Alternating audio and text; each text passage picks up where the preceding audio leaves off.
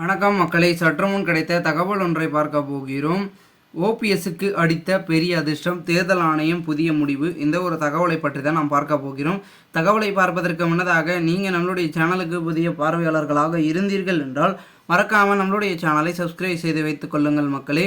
தற்சமயம் வரைக்கும் பெரும் விதத்தில் இருக்கக்கூடிய அண்ணன் ஓ பன்னீர்செல்வம் அவர்களுக்கு பார்த்திங்கன்னா என்னதான் கட்சியிலும் சரி வழக்கிலும் சரி எல்லாத்திலையும் பின்னணிவு என்று ஏற்பட்டிருந்தாலும் கூட ராமநாதபுரம் தொகுதியில் அவருக்கு முன்னிணைவு இருக்குமா, அதாவது வெற்றி இருக்குமா, முதற்கற்ற வெற்றியாட்சி இருக்குமா அப்படின்றது பெரும் விதத்தில் அனைவர் மத்தியிலும் பார்க்கப்படுகிறது. ஓபிஎஸ் தரப்பிலும் எதிர்பார்க்கக்கூடிய ஒரு செயலாகவும் பார்க்கப்படுகிறது. ஏனென்றால் அதிமுகவை காட்டிலும் திமுக பார்த்திங்கன்னா கொஞ்சம் மெஜாரிட்டியை பார்த்திங்கன்னா அதிமுகவில் நடக்கக்கூடிய உட்கட்சி மோதல்களை தமக்கு சாதகமாக பயன்படுத்தி தமக்கான அதிமுக வாக்குகளையும் ஆதரவையும் தன் பக்கம் இழுத்து கொண்டிருக்கிறது திராவிட முன்னேற்ற கழகம், அதாவது திமுக.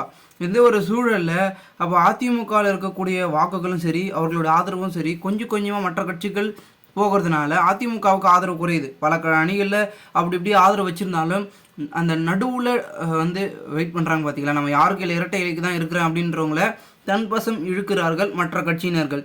அதையும் தடுக்கும் விதமாக ஓ பன்னீர்செல்வம் அவர்கள் இந்த ஒரு ராமநாதபுரத்தில் பார்த்திங்கன்னா அந்த வாக்கையும் தட்டி தூக்கி இருக்கிறாரா அப்படின்ற பேச்சுக்கள் ஒரு பக்கம் அதிமுகவில் பேசப்பட்டு கொண்டிருந்தாலும் கூட வெற்றி என்பது கிடைத்தால் தேர்தல் ஆணையத்தின் மூலமாக அவர் அதிமுகவுள் செல்வதற்கு வாய்ப்பு இருக்குது. ஏன்னா ஒருங்கிணைப்பாளர் என்ற ஒரு முறையில் பார்த்திங்கன்னா அவருடைய பதவியின் காலத்தின் கேட்டு இவ்வளோ நாள் வரைக்கும் பதவி கால அவகாசம் இருக்குது. அதனால் அது வரைக்கும் அதிமுகவுக்குள்ளே நான் போகிறதுக்கு நீங்கள் அனுமதிக்கணும். வெற்றி என்பது ஒரு எம்பியாக கூட பார்த்திங்கன்னா அவர் செயல்படலாம். எப்படின்னா சுழற்சி சின்னத்தான் நின்று எம்பி ஆகிடுவார். மத்தியில் போயிட்டு அவர் அதிமுகவில் எப்படி போகிறது அப்படின்ற ஒரு முடிவுக்கு கூட வரலாம். ஸோ எப்படியா இருந்தாலும் சரி அதிமுகவில் போயிட்டு அந்த கொள்கைகளையும் மாற்றிட்டு நம்ம தலைமை கைப்பற்றணும் அப்படின்ற ஒரு நோக்கத்தில் எடப்பாடி பழனிசாமிக்கு எதிராக ஓ பன்னீர்செல்வம் செயல்படுவதாகவும் ஒரு பக்கம் கூறப்படுகிறது.